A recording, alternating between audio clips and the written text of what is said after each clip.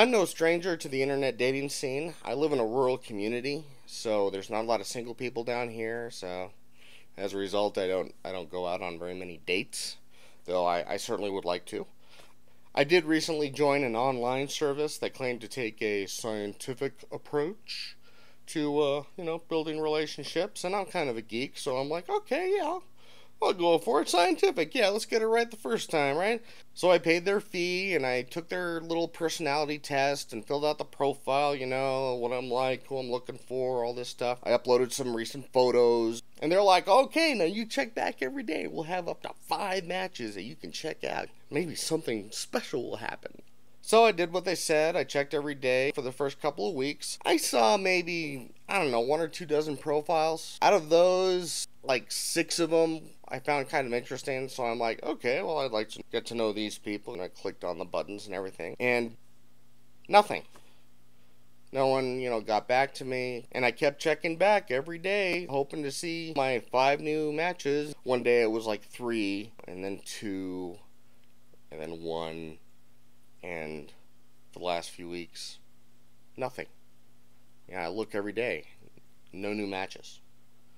And I'm like, well, what the heck, man? I thought this was going to be like all scientific, and I'd be able to meet people. And what? I've got a half-dozen profiles I clicked on, and none of them are obviously interested. So I'm checking out Craigslist, right? And I noticed that Craigslist has a personal section too, and it's free. And I'm like, well, what could it hurt? Let's go ahead and do that too. So I go to Craigslist and I, click on the personals and I make a profile and upload some photos. And I got like a dozen responses, but they were all spam. But they tried to hide the fact that they're spam. And they all said basically the same thing. Hi, I saw your profile on Craigslist and I think you're really cute and we should hook up. I have some photos online. Why don't you just click on this very insinuating domain name? So that was kind of discouraging. But I did get one response from a real person. We've emailed each other a few times, and if that's the extent of the relationship, then, well, I'm okay with that, because I forgot how nice it was to get a real personal email from an actual person. So the final score, paid site, no refunds. Big fat 0. Free ad on Craigslist, 1 real person. Online dating is tough. Now add to that equation the fact that I'm already in a pretty narrow demographic as it is. I'm a Mormon. No, I did not vote for Mitt Romney, and I doubt I ever will.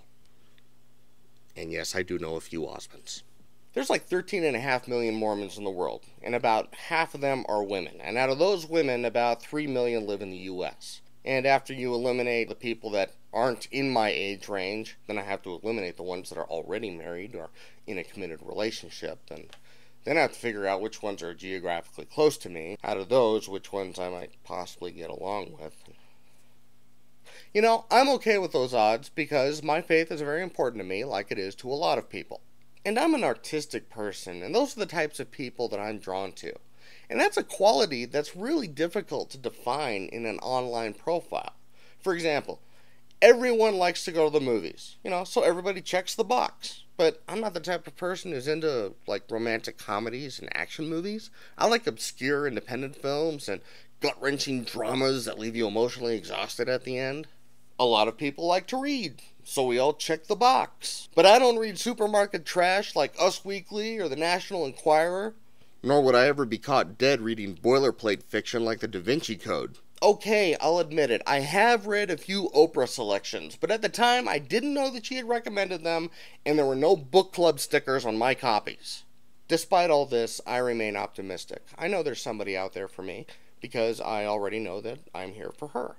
I feel I have something meaningful to offer in a relationship. I'm a passionate person. I have a romantic side.